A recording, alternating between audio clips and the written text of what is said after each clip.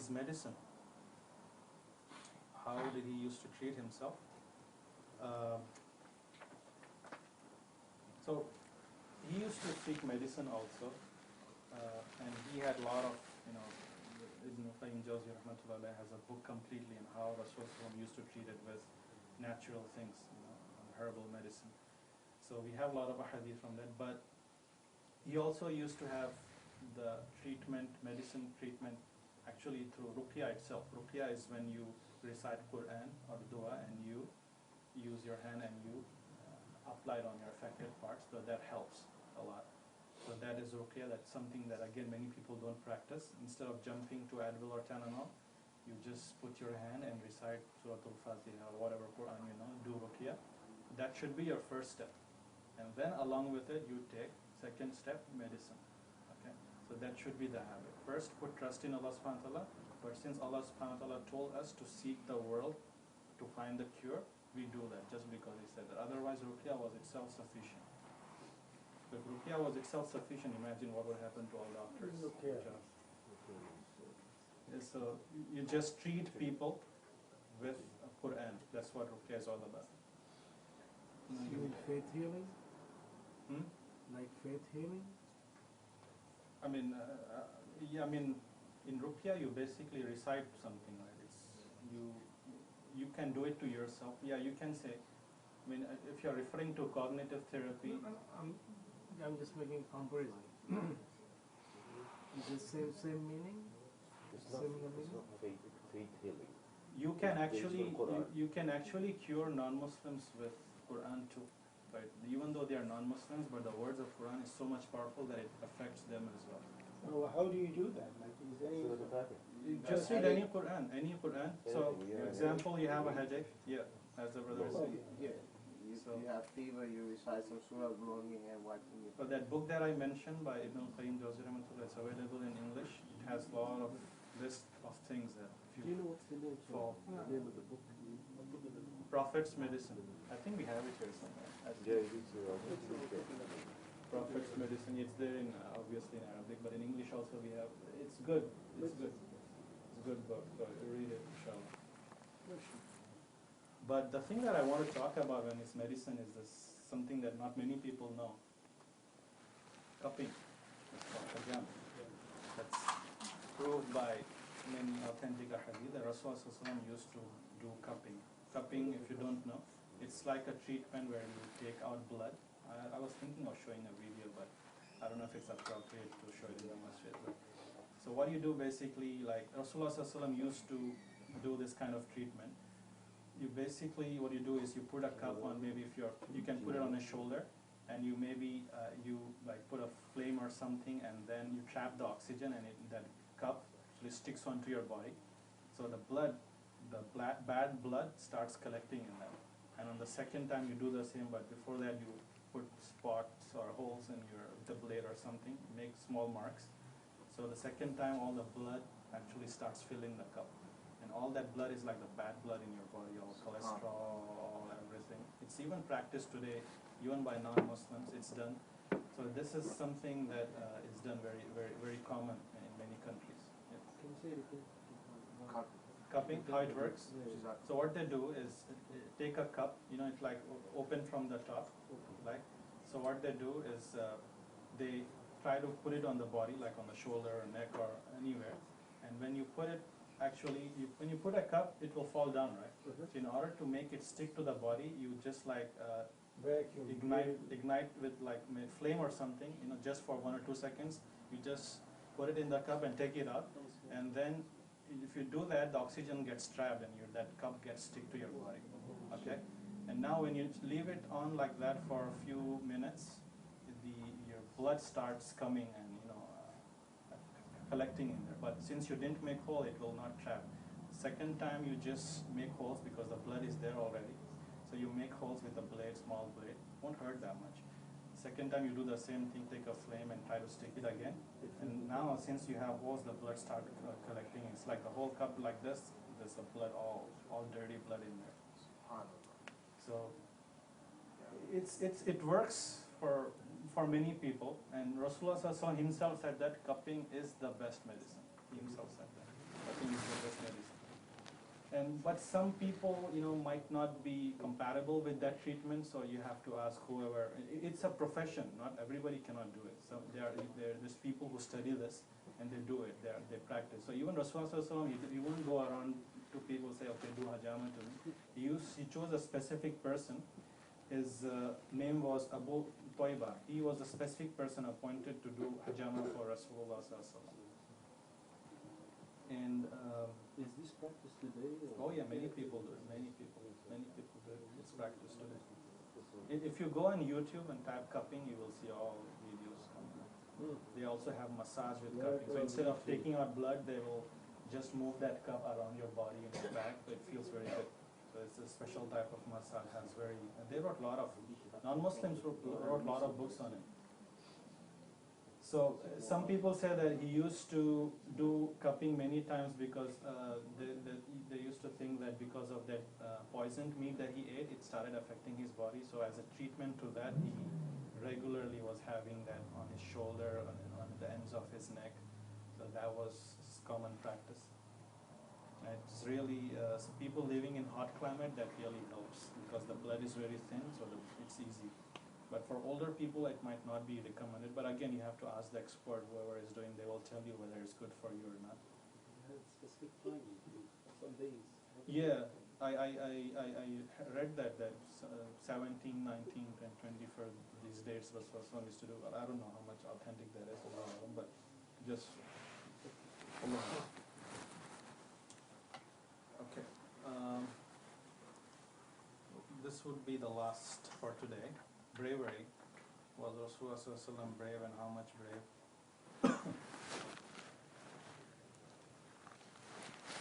So one time what happened, everybody was sleeping in Medina, and there was this strange noise, strange cry, a loud cry, and everybody was getting scared.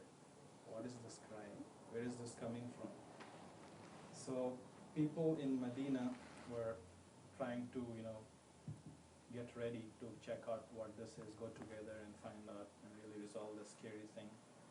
So, but when they were coming out of their houses, all prepared to check that thing out, they saw Rasulullah ﷺ coming in a horse, coming back. He said, oh, I took care of it, don't worry about it.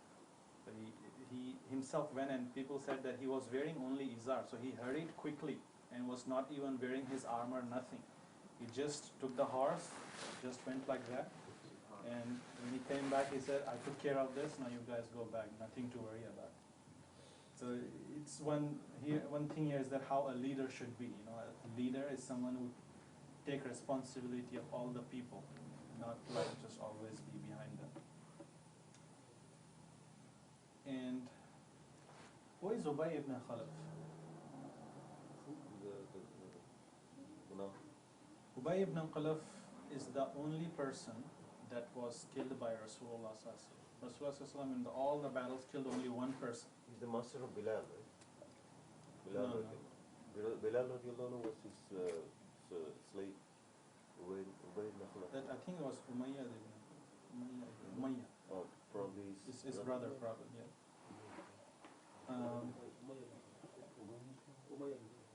His brother. So this person, usually you have to imagine that Rasulullah ﷺ, as I said last time, he was a military commander. So he would give directions to people, which army, which division needs to go where, and monitor from a central location. So Rasulullah ﷺ won't actively take a sword and start fighting with people, because he's actively arranging his people. But this was a special case. What happened was, if you remember, in the Battle of Badr, who won? The Muslims won, right? So many people got killed, but many people were captured also. Ubay ibn Khalaf was captured in Battle of Badr, and somebody paid ransom for him, and he was free. So when he went back to Makkah, he had that anger with him that, okay, that you have to take revenge. So he said that, you know what, I have a steed, a horse that you use for war. That's called a steed. So he said that I am feeding that horse every single day, very good food, and I'm gonna ride on it, the next battle, and I'm going to kill Muhammad. That's what so yeah. So when Rasulullah when he heard that, he said that I will kill you. You won't kill me. I will kill you. So and he said, Inshallah also. Me, I shall kill if Allah wills. So Battle of Uhud came. So he was all dressed up with full armor, with all protected, with a very good horse. Rasulullah saw him. He had a spear in his hand. He aimed at the clavicle of Ubay ibn Khalaf. Clavicle, like the first bone that you see in here. That's the first bone. So he was wearing a, what do you call that, armor and everything, breastplate and all those things, helmet. When Rasulullah aimed at it, and when he aimed at it, that spear actually hit him, and he fell off the horse. But interestingly, there was no blood that came out of his wound. The way it hit, probably no blood came out. So he fell off and he started to scream, and he was very scared because he remembered that Rasulullah said that he will kill me. He remembered that, and he said, I think my time has come, even though it didn't really pierce into him. And when the people saw, they're like laughing at him. Why are you making so much of noise here? It's just a scratch. I mean, you are fighting in a battle. There's not a single blood. Why are you screaming? He said that, if this pain that I'm having right now, if this were to be divided among the people, all people will die. You don't know how much it pains, because it was a strike from Rasulullah. So he knew that he was going to die, even though it was just a strike. So that happened. He was going back to Makkah, and on the way he died. So all his protection and everything didn't really help him, because Rasulullah said that, Inshallah, I will kill you.